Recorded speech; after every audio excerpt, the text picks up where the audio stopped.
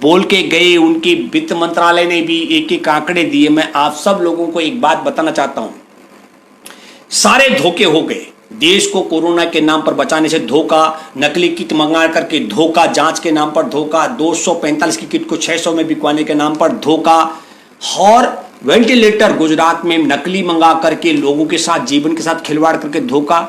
अब मोदी सरकार के पास और आप सबके पास, दोनों के पास, देशवासियों के पास मोदी ईमानदार है कि नहीं, इसकी जांच परख का एकमात्र तरीका बचा, और वो ये कि 20 लाख करोड़ रुपए यदि ईमानदारी से बराबर बांटा जाएगा भारत में, तो एक एक परिवार के हिस्से 80-80 हजार रुपए आता है। मोदी सरकार ये अदा करते हैं कि नहीं करते हैं? और आप सब लोगों को, देशवासियों को और देश और दुनिया में तमाम मुस्लिम समुदाय को मैं ईद की बहुत बहुत बधाई देता हूं, शुभकामनाएं देता हूं। और मुस्लिम समुदाय के हम ऋणी हैं जिन्होंने ये सब किया। और मैं एक बात के लिए आज ईद के दिन मेरे मन में बहुत बड़ा बोझ है, क्योंकि मैंने भी जो मीडिया के माध्यम से सुना और बार बार सुना, तो मुझे लगा शायद तबलीगी जमात में शामिल कोई व्यक्ति ऐसा रहा होगा जिसने ऐसा अपवाद कर दिया होगा। वो शब्द मैंने किए, उसके लिए मैं तबलीगी जमात और तमाम साथियों से बिल्कुल माफी मांगता हूं। और मैं दुखी हूं और अफसोस है मुझे कि मेरे को भी, मेरे जैसे व्यक्ति को भी ये महसूस हुआ, क्योंकि मैंने दिल्ली सर। नमस्कार, मैं हूं भूपेंद्र रावत, और आज हम बात करेंगे कि जिस तरीके के तौर तरीके भारत सरकार और राज्य सरकारें निभा रही हैं कोरोना को लेकर, क्या उससे सच में भारत में कोरोना के संक्रमण को जो फैलाव है, विस्तार है, उसको रोका जा सकता है? क्या कोरोना की चेन तोड़ी जा सकती है? इस मुद्दे पर बात करनी पड़ेगी। और इस मुद्दे पर बात करने का सबसे अहम कारण यहाँ से शुरू करते हैं कि भारत में 30 जनवरी को आप सब लोग भली भांति जानते हैं कि एक मामले की पुष्टि हो चुकी थी केरल में। और क्या था? उसी दिन विश्व स्वास्थ्य संगठन भी भारत के मामले के साथ साथ पूरे दुनिया में स्वास्थ्य आपातकाल घोषित कर चुका था। तो पहले हमको सोचना पड़ेगा, जब दुनिया में विश्व स्वास्थ्य संगठन कोरोना को लेकर स्वास्थ्य आपातकाल घोषित कर दे और भारत में एक मामले की पुष्टि हुई थी सिर्फ, तब हमारी सरकार या हमारा जो तौर तरीका था वो किस स्तर का था, वो सब हम सब लोगों के सामने है। मैं उस तरफ नहीं जाना चाहूंगा कि मैं कहूं कि 30 जनवरी के बाद दिल्ली के विधानसभा के चुनाव 8 फरवरी को कराए गए, 24 फरवरी को नमस्ते ट्रंप का कार्यक्रम हुआ, या फिर हम ये कहें कि 30 जनवरी के बाद 31 जनवरी से लोकसभा का सत्र शुरू हुआ, और वो 2 चरणों में दूसरा चरण उसका 23 मार्च को समापन हुआ, जिस दिन कमलनाथ की सरकार की विदाई के बाद शिवराज सिंह चौहान मध्य प्रदेश के मुख्यमंत्री बने। ये बात मैं इसलिए कहना चाह रहा हूं आप सबको याद दिलाने के लिए कि यदि सच में मोदी सरकार की नीति और नियत भारत को कोरोना से बचाने की होती, तो विश्व स्वास्थ्य संगठन के आपातकाल के ऐलान के बाद और भारत में एक मामले की पुष्टि के बाद हम उस रास्ते पर चलते जिस रास्ते पर चीन का एक हिस्सा अगर एक हमारी तरफ से जुड़ा हुआ है, तो एक दूसरा देश है, पड़ोसी देश, उसका नाम है वियतनाम। और वियतनाम ने 20 वर्ष तक उस पर अमेरिका बम वर्षा करता रहा, और वियतनाम ने 20 वर्ष के युद्ध के बाद अमेरिका को भी हराया। और इस समय जब पूरे विश्व के तमाम ताकतवर देश और ताकतवर राजनेता और सरकारें कोरोना के आगे परास्त हो रही हूं, तब वियतनाम ने कोरोना को भी परास्त किया। तो ये हम बात कर रहे हैं राजनीतिक सूझबूझ और कुशलता की, ज्ञान की और विज्ञान की। तो जहां विज्ञान की बात करेंगे, छोटा सा वियतनाम जहां की आबादी 10 करोड़ कुछ लोगों की है ना, 10 करोड़ के लगभग, और तब हमारे देश में एक मामला हुआ और हमारे यहां 23 तारीख को मध्य प्रदेश में मुख्यमंत्री का बदलाव होता है, भाजपा का व्यक्ति मुख्यमंत्री का शपथ ग्रहण करता, 24 तारीख को लॉकडाउन शुरू होता है मार्च को। और क्या होता है, हमारे यहां 4 घंटे का वक्त, 8 बजे प्रधानमंत्री बैठते और 8:30 बजे पूरे देश को ताले में बंद कर जाता है। तब भारत में जो मामले थे बमुश्किल 500 कुछ मामले थे। जहां जहां मजदूर थे, मजदूरों की रोजी रोटी आवागमन के साधन बस और रेल को छीना गया, बंद कर दिया गया। और अब हमारे देश में कोरोना का आंकड़ा 1,40,000 पार कर चुका है। रोजाना औसतन मामले 5-6 हजार रोजाना उजागर हो रहे हैं। और तब हमारे देश में मजदूर जहां जहां जाना चाहते हैं उनके लिए बस और रेलों की व्यवस्था शुरू की गई। तो यह हमको सोचना पड़ेगा और समझना पड़ेगा कि वियतनाम जहां 288 मामले ही निपट के रह गए, आगे नहीं आंकड़ा बढ़ पाया, और हमारा देश कोरोना की कैसी दशा में पहुंच चुका है। एक, जब हमारे यहां मामले कम थे तब आप सब ने देखा कि मजदूरों को लाठी डंडों से पीट करके भूखा प्यासा रखा गया। अब मैं दूसरा जिक्र करना चाहता हूं। पहला कोरोना आपातकाल विश्व स्वास्थ्य संगठन घोषित करता है तो हमारे यहां विधानसभा दिल्ली के चुनाव हो, नमस्ते ट्रंप का कार्यक्रम हो, और मध्य प्रदेश में कमलनाथ की सरकार की विदाई का कार्यक्रम हो। विश्व स्वास्थ्य संगठन ने दूसरी बार कोरोना को लेकर विश्व आपातकाल घोषित किया, और वो किया 2 मई को। और 3 मई को हमने क्या किया? 3 मई को हमने थल सेना, वायु सेना और जल सेना से कहा, कोरोना योद्धाओं के लिए थल सेना के इकाई ने बैंड बजा करके कोरोना योद्धाओं का सम्मान किया, वायुसेना ने पुष्प वर्षा की, और जल सेना ने बाकायदा आतिशबाजी की। हमारे देश के कोरोना योद्धा डॉक्टर, नर्स, तकनीशियन, स्वास्थ्य कर्मियों में सफाई कर्मी, एम्बुलेंस कर्मी और पुलिस कर्मी, जिनको पीपीई पर्सनल प्रोटेक्शन इक्विपमेंट चाहिए था, और हमने कहा कि नहीं, हमारे देश के प्रधानमंत्री बोले पहले ताली बजाएंगे, थाली घंटी घड़ियाल बजाएंगे, फिर वहां उसके बाद अगला दौर आपने देखा होगा, वो टॉर्च डांडिया भी हुआ, वो मोमबत्ती और जोत भी जलाया गया, और फिर पुष्प वर्षा से लेकर। लेकिन हमारे देश में ये सोचना पड़ेगा, हम कोरोना योद्धाओं को कोरोना के संक्रमण में आने से नहीं बचा पा रहे हैं क्योंकि हमारे पास अस्त्र या पीपीई उनको देने के लिए नहीं है। नर्सों को, डॉक्टर, तकनीशियन, एम्बुलेंस कर्मी, सफाई कर्मी, पुलिस कर्मी चपेट में आ रहे हैं, जान गंवा रहे हैं।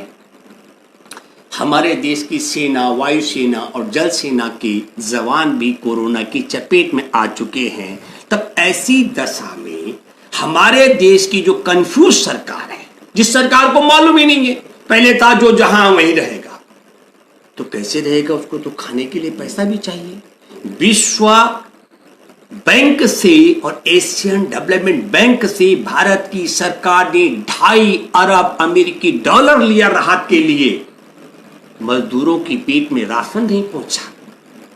अब आप समझ लीजिएगा राहत का पैसा कहां जा रहा है? कोरोना योद्धाओं को पीपीई नहीं मिल रहा है। हमारे देश की सरकार की ईमानदारी की अगर हम बात करें, हमारे देश में मोदी सरकार ने विश्व स्वास्थ्य संगठन की 30 जनवरी को कोरोना आपातकाल की बात को खारिज किया।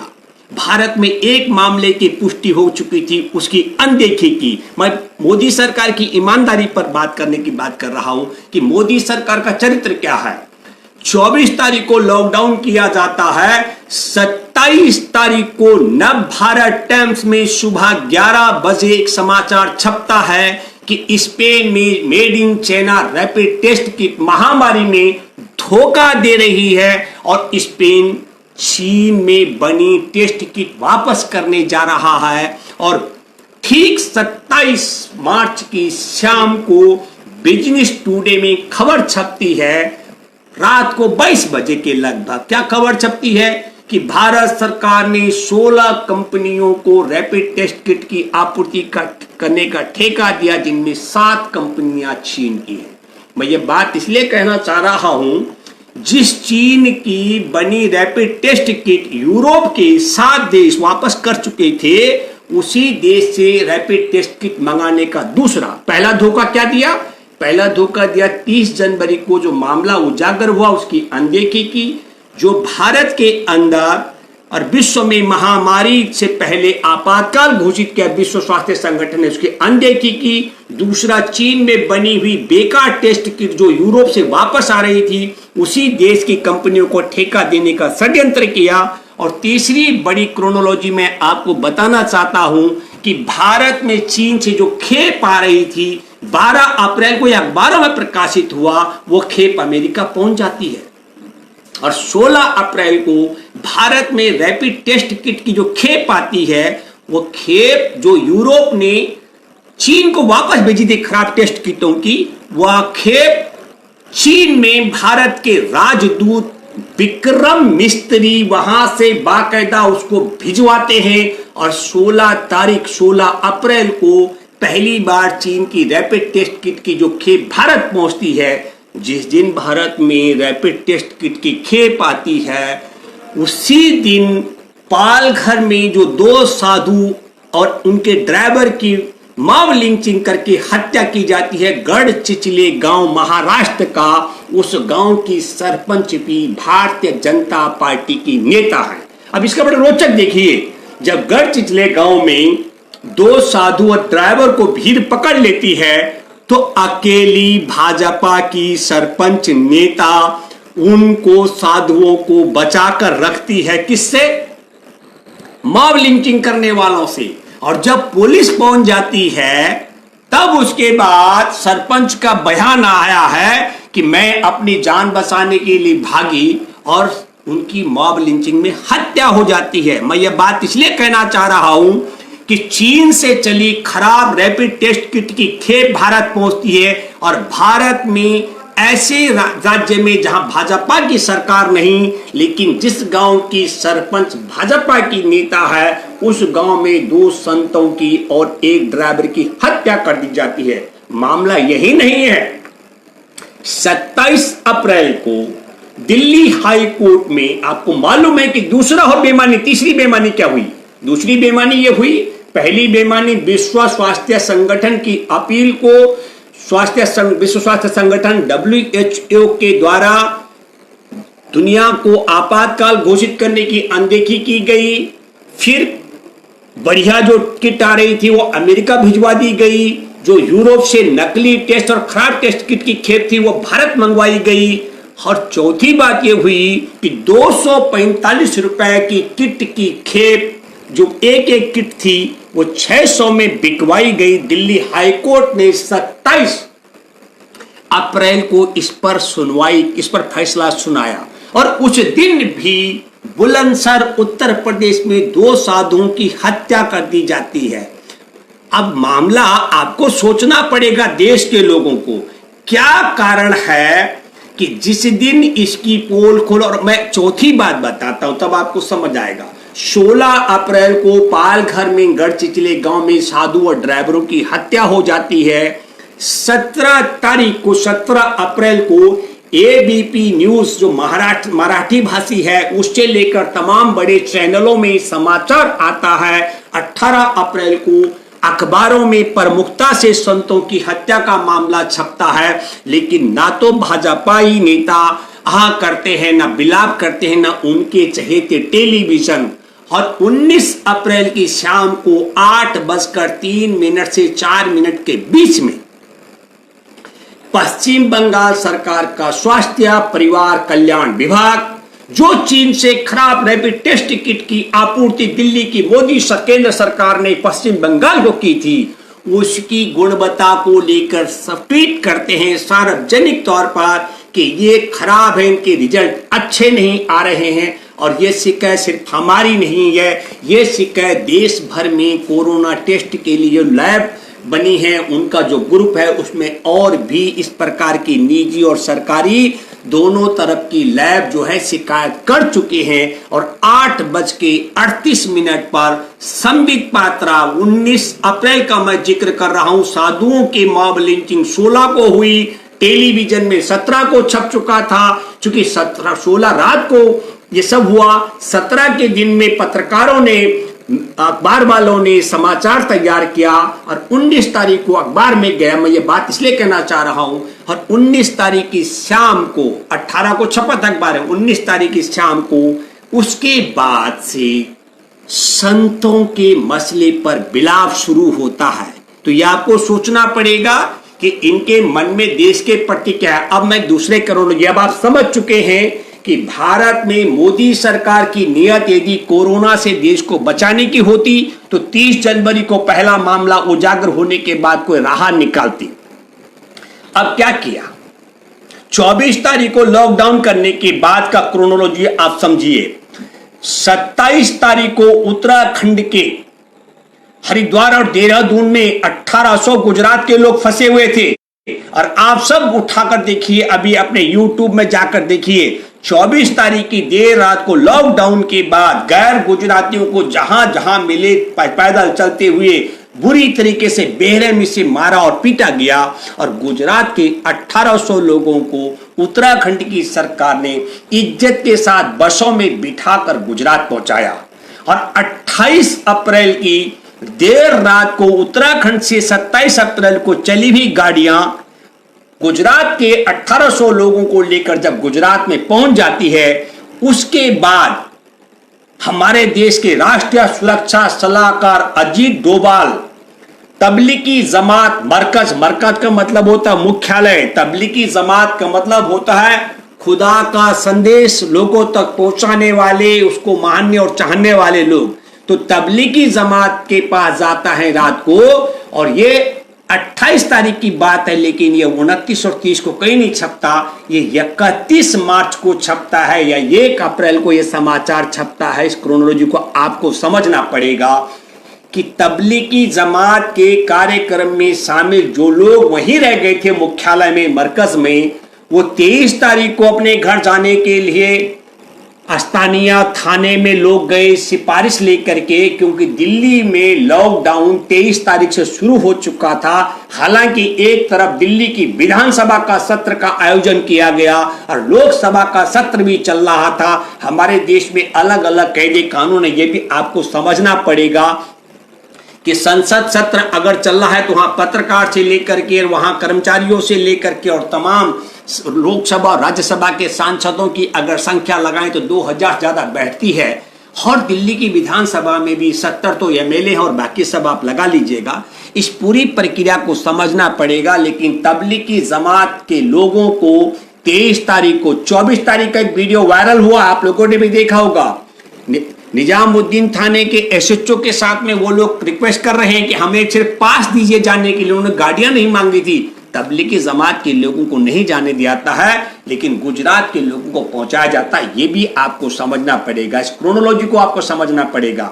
हमारे देश में तेलंगाना से 16 अप्रैल को 12 साल की बच्ची खेतीहर मजदूर चलती है छत्तीसगढ़ के लिए, और 18 अप्रैल को पैदल चलते चलते उसका दम निकल जाता है। और कहां पर वो 12 साल की बच्ची अपने घर से 14 किलोमीटर दूर में उसकी जान निकल जाती। जमलों का मैं जिक्र कर रहा हूं, मैं बात कर रहा हूं। दूसरा एक उदाहरण आपने देखा होगा, बात बात पर पाकिस्तान बोलने वाले गिरिराज सिंह जो केंद्रीय मंत्री हैं, बेगूसराय से उनके संसदीय क्षेत्र का राजधानी दिल्ली में रामजी बहतो 3 अप्रैल को दिल्ली से चलता है पैदल, और वो हमारे देश के प्रधानमंत्री के संसदीय क्षेत्र में जाकर के भूख से उसकी सांस उखड़ जाती है। रामजी महतो के परिवार को पुलिस बुलाती है। रामजी महतो का परिवार के पास न तो साधन था आने जाने का, और न उनके पास साधन था अपने बेटे के दाह संस्कार का, वो दाह संस्कार करने भी नहीं पहुंचे। दूसरी घटना मैं तीसरा जिक्र करना चाहूंगा कि 22 साल का लड़का बिस्कुट लेने के लिए गया, पुलिस ने बेरहमी से मार उसकी जान ले ली। उत्तर प्रदेश का मैं जिक्र कर रहा हूं, अम्बेडकर नगर का, जिला अम्बेडकर नगर का। मैं बंसी कुशवाहा एक है 50 साल के किसान, मध्य प्रदेश में वो गाय को चारा देने के लिए गए, वो जब वापसी आते उनको पीट पीट करके उनकी जान ले ली। हम ये कहना चाह रहे हैं कि सब अपने अपने तरीके से लड़ रहे हैं। आप उड़ीसा के नागरिक हैं, आपने देखा उड़ीसा हाई कोर्ट ने क्या कहा कि जिसको कोरोना पॉजिटिव होगा उसको आप बॉर्डर पे एंट्री नहीं करने देंगे। सरकार करोड़ों का विज्ञापन जारी करके कह रही है कि बीमारी से नफरत कीजिए, बीमार से नफरत मत कीजिए। हम जरा जानना चाहते हैं कि जो ओडिशा हाई कोर्ट में बैठे जज हैं उनका दिमाग कहीं काम नहीं करता क्या? इतनी समझ उनको नहीं है कि हमारे देश में जो कोरोना आया ये जहाजों पर आया, और इसको जहाजों पर आया, जहाज वालों ने जहाज में बैठकर कोरोना आया और मोदी सरकार ने कोरोना फैलाया। मेरे देश के किसान का, मजदूर का, खेतीहर मजदूर का, किसी का भी कोरोना लाने में कोई योगदान नहीं है, फैलाने में कोई योगदान नहीं है। लेकिन क्या हुआ?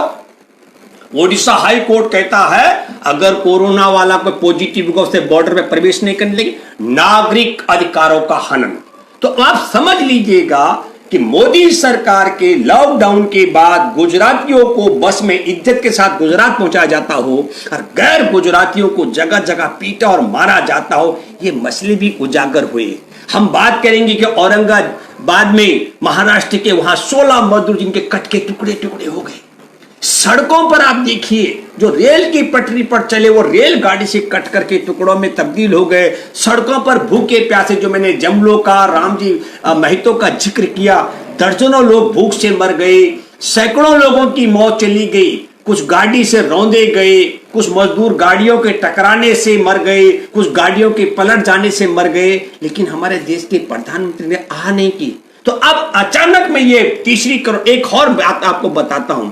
ये कौन सा तरीका है कि जब हमारे देश में मात्र 500 मामले थे तब भारत के लोगों को जबरन मारा पीटा जा रहा था, जो जहां वहीं फंसा के रखा जा रहा था, और जब मामले 5000 रोजाना उजागर होने लग गए तब सरकार को ऐसा क्या आया? तो मैं आपको बताना चाहता हूं हमारी सरकार ने क्या किया।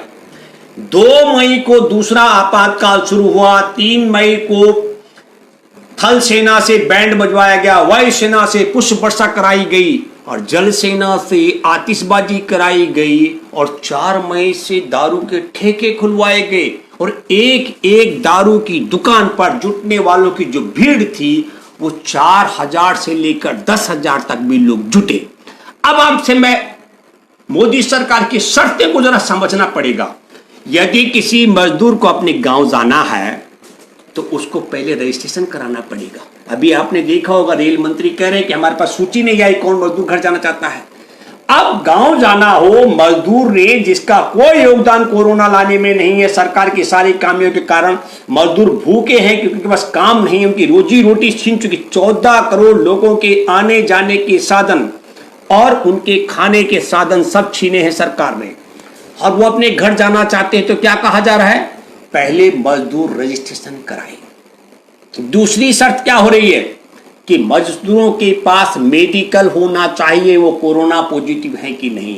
और तीसरी कि उनको 21 दिन का क्वारंटीन रहना पड़ेगा। अब आप खुद सोचिए, 4 मई को दारू की दुकान पर हजारों लोगों की भीड़ जो जुटी, उस भीड़ में शामिल किसी भी शख्स को रजिस्ट्रेशन की जरूरत नहीं थी। जो भीड़ वहां पर जुटी उस भीड़ में शामिल किसी भी व्यक्ति को मेडिकल सर्टिफिकेट साथ रखने की जरूरत नहीं थी कि वह कोरोना पॉजिटिव है कि नहीं। और तीसरी महत्वपूर्ण बात, उन हजारों की भीड़ में जुटने पर, वहां एकत्र होने पर उनको क्वारंटीन की भी जरूरत नहीं थी। यही नहीं जो मैंने भी जिक्र किया आपको कि देश के किसानों को, मजदूरों को, रेडी वालों को मारा गया जान से पुलिस के द्वारा। उन्होंने लॉकडाउन के नियम का उल्लंघन किया, उसके लिए भी कोई सजा उनको नहीं दी गई। उन्होंने हमारे देश में धारा 144 का उल्लंघन किया, उसके लिए उनको दंडित नहीं किया गया। उन्होंने शारीरिक दूरी का उल्लंघन किया, उसके लिए दंडित नहीं किया गया। और कहा अब क्या है? अब रेलों में आप देख रहे हैं झुंड के झुंड, जहां पर रेल नहीं है वहां हजारों हजार की संख्या में मजदूर इकट्ठे हो रहे हैं। यह बात भी आपको सोचनी पड़ेगी। तो मैं एक बात आपको कहना चाहता हूं कि जितनी चाबी भरी चीन ने उतना चले कोरोना, और जब जब चाहा मोदी सरकार ने तब तब फैले कोरोना। हम ये कह रहे हैं कि कम से कम दारू की दुकान पर जुटने वाली देश भर की जो भीड़ थी वो 8 से 10 करोड़ लोग थे। और कोरोना यदि इंसान को छूने से पहुंचता है तो 8 से 10 करोड़ घरों में कोरोना पहुंच चुका है। एक अब दूसरा मैं बताता हूं, अभी नागरिक उड्डयन मंत्री है, उन्होंने अभी हवाई जहाज की यात्रा शुरू हुई तो कहा कि देखिए बीच की सीट अगर हम खाली रखेंगे तो पैसेंजर भयभीत हो जाएंगे, इसलिए बीच की सीट पर भी। तो आप में से भी कई लोगों ने यात्रा की होगी। हम सब लोग जब बैठते हैं जहाज में तो एक दूसरे से सटना पड़ता है। और ऐसी स्थिति में सुप्रीम कोर्ट को हस्तक्षेप करना पड़ा। सुप्रीम कोर्ट ने कहा कि नहीं, बीच वाली सीट खाली रहेगी। तो मैं ये कहना चाह रहा हूं कि सरकार के तौर तरीके आप समझ लीजिएगा। सरकार कह रही है कि हम डिस्टेंस बना के रखेंगे। सरकार का बुद्धि और विवेक देखिए, एयरपोर्ट पे पैसेंजर को दूसरे पैसेंजर से 6 फीट की दूरी पर रहना है, लेकिन जहाज के अंदर तो सट के ही बैठना पड़ता है। जहाज के अंदर तो दूरी नहीं है सीटों पे। तो अब आपको समझना पड़ेगा कि सरकार अपनी सुविधा के मुताबिक तय कर रही है कब वो इंसानों को दूर रखेगी। सरकार अपनी सुविधा के मुताबिक तय की, कब तक मजदूरों को पैदल चलाएगी। हम ये कहते हैं कि सच में एक बात बताएं, कंस थे, कंस के लिए आकाशवाणी हुई थी कि देवकी की कोख से जन्म लेने वाला कंस तुम्हारा विनाश करेगा, तुम्हारा नाश करेगा, तुम्हें खत्म कर देगा। तो कंस ने गर्भवती देवकी को कारागार में रखा, उसके बच्चे जन्मते गए, उसे सजा देता रहा, बच्चों की हत्या करता रहा। नरेंद्र मोदी के लिए तो कोई आकाशवाणी भी नहीं हुई कि हमारे देश की गरीब मजदूरों की कोख से कोई मोदी हत्यारा जन्म लेने वाला है। और अब तो कंस का जमाना भी नहीं है। हमारे देश के प्रधानमंत्री नरेंद्र मोदी ने लाखों गर्भवती महिलाओं को सैकड़ों किलोमीटर पैदल चलाया।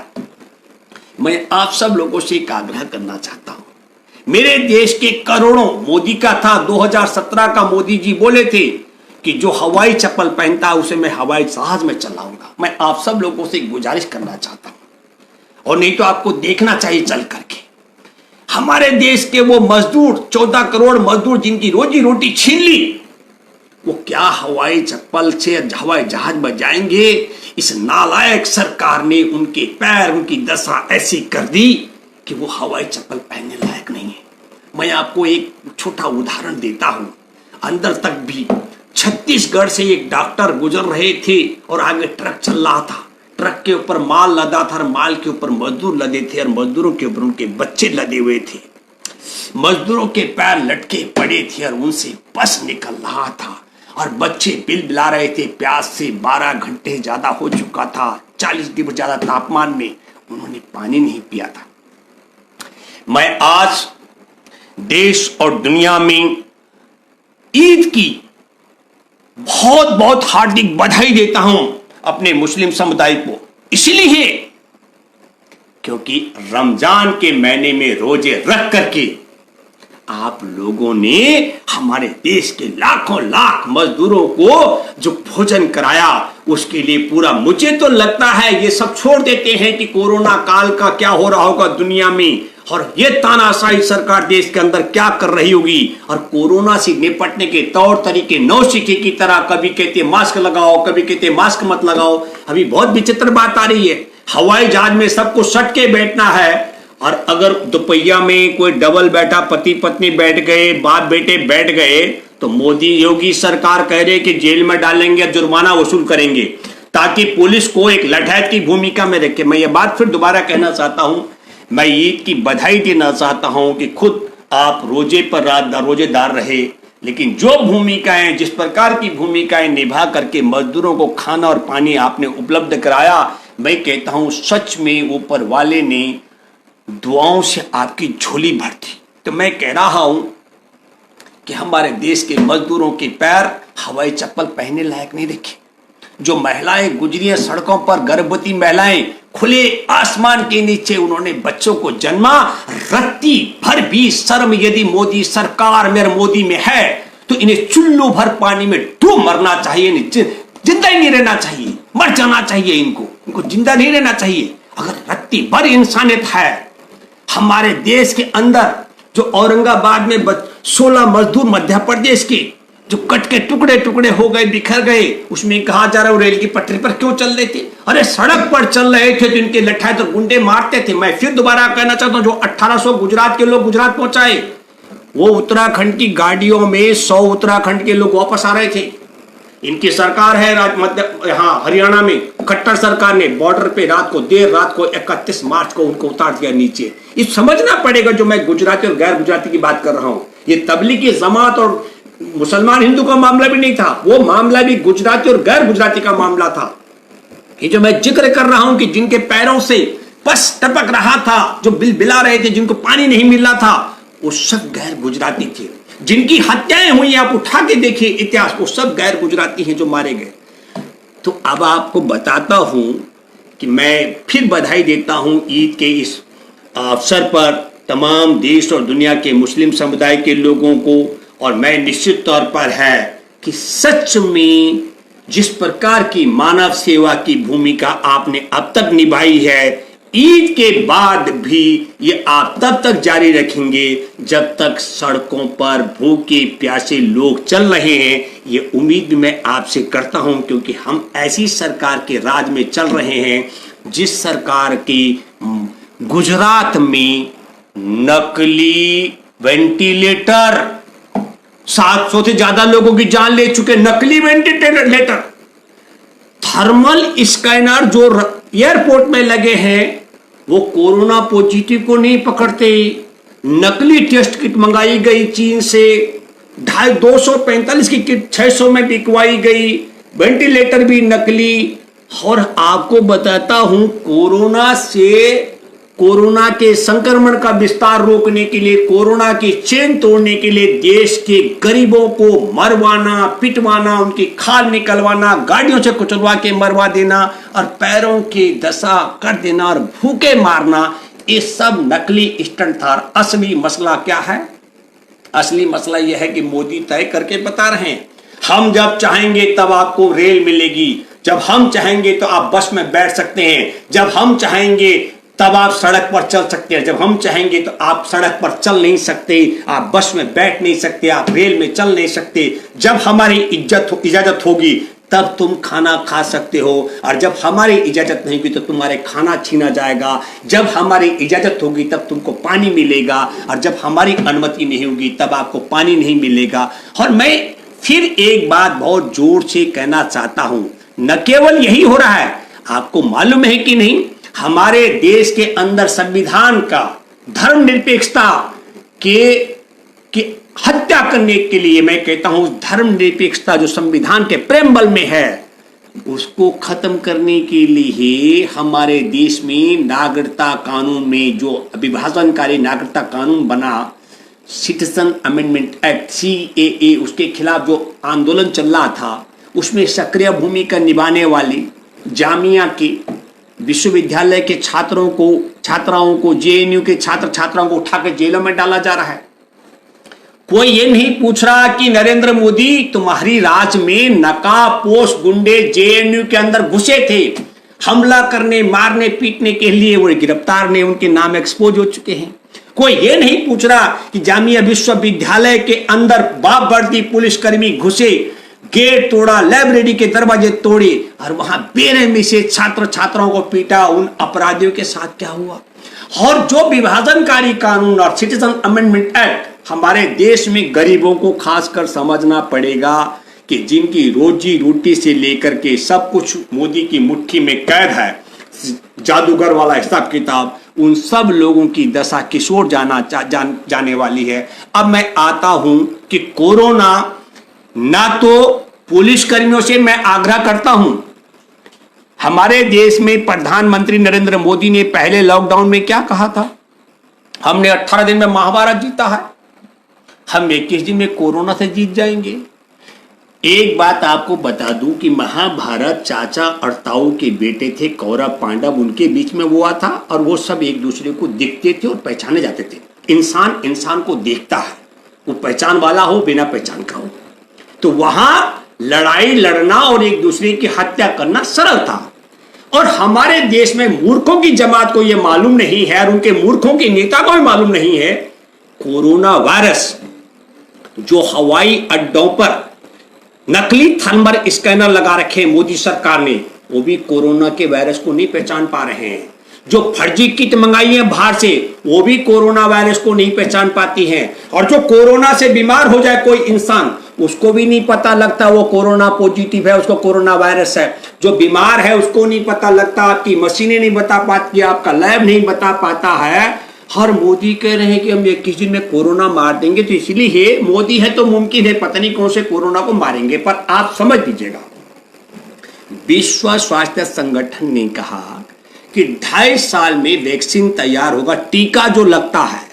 अब वो टीका जो तैयार होगा 2.5 साल में, वो टीका कितने उम्र के लोगों के लिए कारगर होगा?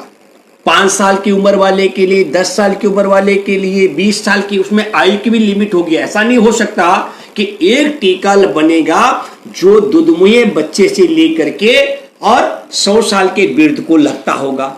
तो दूसरी बात है कि टीका जब बनेगा 2.5 वर्ष में, उसके बाद वो टीका किन के लिए कारगर होगा। तीसरी बात, हमारे देश में हम कोरोना योद्धाओं को पीपीई, पर्सनल प्रोटेक्शन इक्विपमेंट नहीं दे पा रहे, जबकि हमने लगभग 190 अरब रुपए विश्व बैंक, एशियाड बैंक से कर्ज ले लिया देश में कोरोना से लड़ने के लिए, कोरोना योद्धाओं के लिए, हॉस्पिटलों के लिए।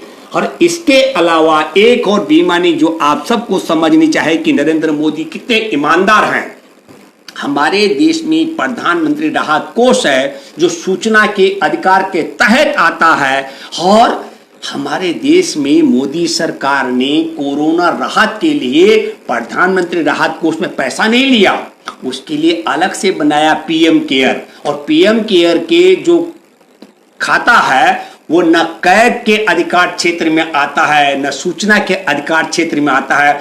तो जिस तरीके से मोदी सरकार ने 245 की किट को 600 में बिकवाया, जिस तरीके से यूरोप से आई हुई नकली किट जो चीन वापस चली गई वो खेत भारत मंगवाई। मैं इसलिए कह रहा हूं, यूएई से 3 भारतीय कामगारों के शव भारत में आए थे, मोदी सरकार ने भारत के लोगों के शव भारत में नहीं उतरने दिए। हाई कोर्ट में ऑर्डर करने के बाद दोबारा से यहां से यूएई वापस भेजे गए भारतीयों के शव, और फिर दोबारा से हाई कोर्ट के आदेश के बाद आए। तो अब आप कल्पना कीजिए कि जिस प्रधानमंत्री की सरकार के राज में भारतवासियों के शव, और वो कोरोना पॉजिटिव नहीं थे, भारत में नहीं आ सकते हैं, उसी प्रधानमंत्री के राज में जो यूरोप से खराब किट चली थी वो चीन से भारत में कैसे आ सकते हैं? जो चीन से 245 की आई वो 600 में कैसे बिकवाई जा सकती है? इस पूरे क्रोनोलॉजी को आपको समझना पड़ेगा। इसलिए मैं बस आपसे आग्रह करता हूं कि ये अब भारत, खासकर 4 मई को जिस तरीके से 8 करोड़ लोग दारू की दुकान पर जुटे हैं, कोरोना भारत में घर घर पहुंच चुका है। और अगर मेरी गणना गलत नहीं है, अभी हम पीपीई, पैसा होने के बाद पर्सनल प्रोटेक्शन इक्विपमेंट्स, अभी हम अपने देश के डॉक्टर, नर्स, तकनीशियन, सफाई कर्मचारी, एम्बुलेंस कर्मी, पुलिस कर्मी और सेना के जवानों को कोरोना की चपेट में आने से नहीं बचा पा रहे, जिनकी संख्या मुट्ठी भर है। देश की आबादी के लिहाज से मैं बोल रहा हूं, ऐसी दशा में हमारे देश में कोरोना जहां पहुंच चुका है, ये लगभग मेरा आंकलन है कि अगले 22 साल तक कोरोना भारत में रहने वाला है। और मैंने एक बात बहुत पहले भी कही थी, कोरोना का दूसरा एक और आपको बताता हूं कि राजधानी दिल्ली में करीब 55 पायलटों का वो हुआ कोरोना टेस्ट, और उनमें 7 इंडियन एयरलाइंस के पायलटों का जिक्र कर रहा हूं। 5 लोगों को, 77 पायलटों का कोरोना टेस्ट हुआ, 5 को कोरोना के लक्षण पाए गए, पॉजिटिव आया, और फिर दोबारा उनकी बाद में जांच की गई और बताया गया टेस्ट खराब है। तो सरकार तय कर रही है कि कौन कोरोना, किसको कोरोना रखना है, किसको कोरोना से बाहर करना है। ये खेल भी हमको समझना पड़ेगा। और आखिरी बात, मैं सरकार से आग्रह करता हूं कि यदि सच में ये कोरोना के भय को दूर करना हो और कोरोना रोग से लड़ना हो, कोरोना रोगियों से नहीं लड़ना हो, तो उसके लिए कि राष्ट्र की राजधानी दिल्ली में कई बहुत बड़े बड़े बंगले हमारे देश के प्रधानमंत्री से लेकर तमाम मंत्रियों के पास उपलब्ध हैं। मैं आपसे आग्रह करता हूं कि आप अपने अपने कोठियों में कोरोना के योद्धाओं को रहने के लिए सार्वजनिक तौर पर घोषित करके जगह दे रहने की, ताकि उनका मान और सम्मान बढ़े और कोरोना के भय से लोग मुक्त हों। और इसकी पहल भी भारत सरकार के प्रधानमंत्री नरेंद्र मोदी को करनी पड़ेगी, जिन्होंने कोरोना का भय देश के अंदर कायम किया है।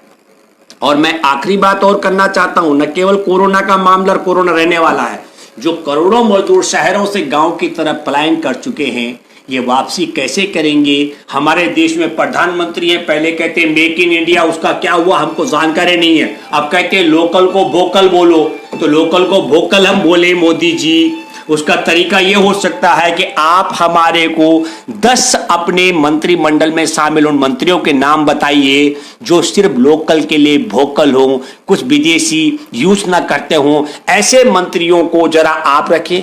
आपको तो चश्मा भी विदेश से लाना पड़ता है।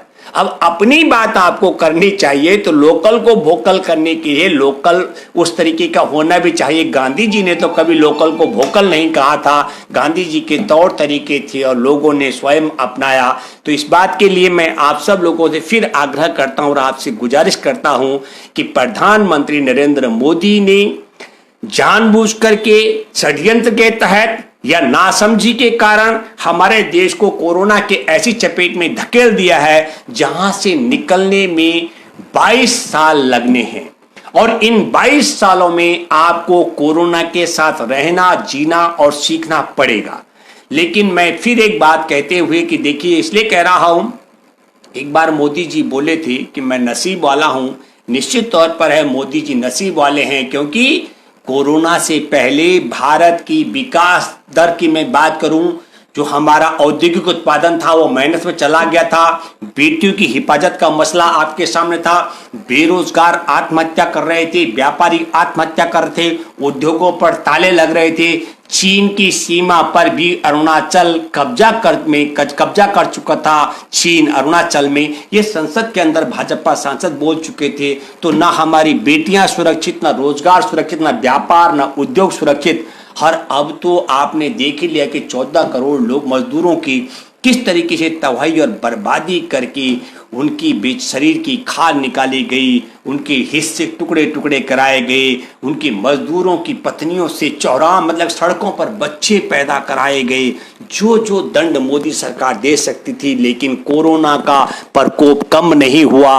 अब मैं आखिरी बात आप सबसे जानना चाहता हूं, जब कोरोना का भय खत्म नहीं हुआ तो 400 से ज्यादा जो सड़कों पर भूखे चलते हुए, रेल से कट करके, गाड़ियों से कुचल करके, गाड़ियों के पलटने से जो मरे, उनकी हत्या का मुकदमा मोदी सरकार पर क्यों दर्ज नहीं होना चाहिए? जो महिलाएं बेबस की गई हैं, जिनके भूखे प्यासे सैकड़ों किलोमीटर का सफर तय किया और उनकी कोख में बच्चे थे, उनको तड़पाने का मुकदमा मोदी सरकार पर दर्ज क्यों नहीं होना चाहिए?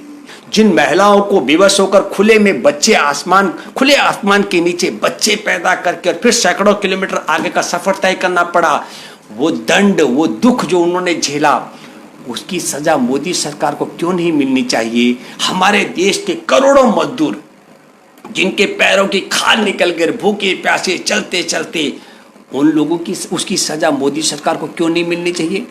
क्वारंटीन सेंटर जहां बने हुए हैं वहां पशुओं से बदतर दशा में रखा गया, वहां शौचालय की व्यवस्था नहीं, खाने का व्यवस्था ढंग का नहीं है, पानी की व्यवस्था ढंग का नहीं है। उन लोगों को उसकी सजा मोदी सरकार को क्यों नहीं मिलनी चाहिए? ये 245 रुपए की किट खरीद करके 600 में बिकवाने की सजा मोदी सरकार को क्यों नहीं मिलनी चाहिए? ये यूरोप से जो नकली किट, खराब किट चीन आई थी, वो खेप भारत मंगवाने की सजा मोदी सरकार को क्यों नहीं मिलनी चाहिए? जब हमारे देश में 30 जनवरी को एक मामला उजागर हो चुका था, तब देश को कोरोना से बचाने की पहल न करके देश के साथ गद्दारी करने का मुकदमा क्यों नहीं मोदी सरकार के खिलाफ दर्ज होना चाहिए? और हमारे देश में प्रधानमंत्री राहत कोष जो सूचना के अधिकार के तहत है, क्योंकि हमारे देश में किसी को पैसा मिला नहीं, कोई मदद पहुंची नहीं रही लोगों के पास, तो उसकी जगह पीएम केयर बनाने का घोटाला करने का मुकदमा क्यों नहीं दर्ज होना चाहिए? और आप सब ने देखा 20 लाख करोड़ रुपए का अभी प्रधानमंत्री बोल के गए, उनकी वित्त मंत्रालय ने भी एक एक आंकड़े दिए। मैं आप सब लोगों को एक बात बताना चाहता हूं, सारे धोखे हो गए। देश को कोरोना के नाम पर बचाने से धोखा, नकली किट मंगा करके धोखा, जांच के नाम पर धोखा, 245 की किट को 600 में बिकवाने के नाम पर धोखा, और वेंटिलेटर गुजरात में नकली मंगा करके लोगों के साथ, जीवन के साथ खिलवाड़ करके धोखा।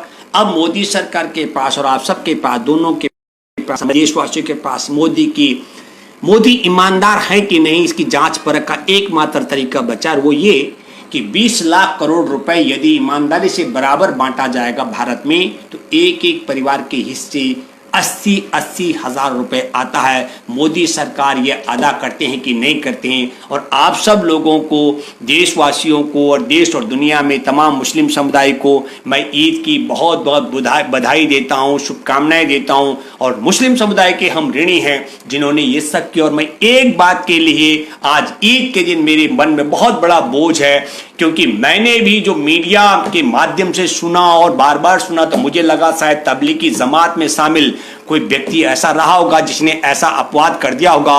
वो शब्द मैंने किए, उसके लिए मैं तबलीगी जमात और तमाम साथियों से बिल्कुल माफ़ी मांगता हूं। और मैं दुखी हूं और अफसोस है मुझे कि मेरे को भी, मेरे जैसे व्यक्ति को भी ये महसूस हुआ, क्योंकि मैंने दिल्ली सरकार की मुखिया का भी जो बयान सुना था, उससे भी मैं टीवी अखबारों का जिक्र नहीं करूंगा, लेकिन उससे मुझे लगा क्या, क्योंकि एक सरसरी तौर पर दिल्ली सरकार की तरफ से कहा गया था कि जहां जमात के लोग हैं वहां कुछ लोगों को हटाकर पुलिस तैनात की जाए, तो मुझे लगा शायद कुछ ऐसा हुआ होगा। उसके लिए मैं माफी चाहता हूं। और मैं आप सब लोगों से फिर अपील करता हूं, आज की ईद की बधाई के साथ साथ में मैं उम्मीद करता हूं कि जो हमारे मजदूर, आज भी देश का तापमान 40-45 डिग्री। अगर आपने अभी तक हमारा चैनल सब्सक्राइब नहीं किया है तो सब्सक्राइब करें और घंटी का बटन बिल्कुल भी दबाना ना भूलें, ताकि सभी लेटेस्ट खबरें पहुंच सकें आप पे सबसे पहले।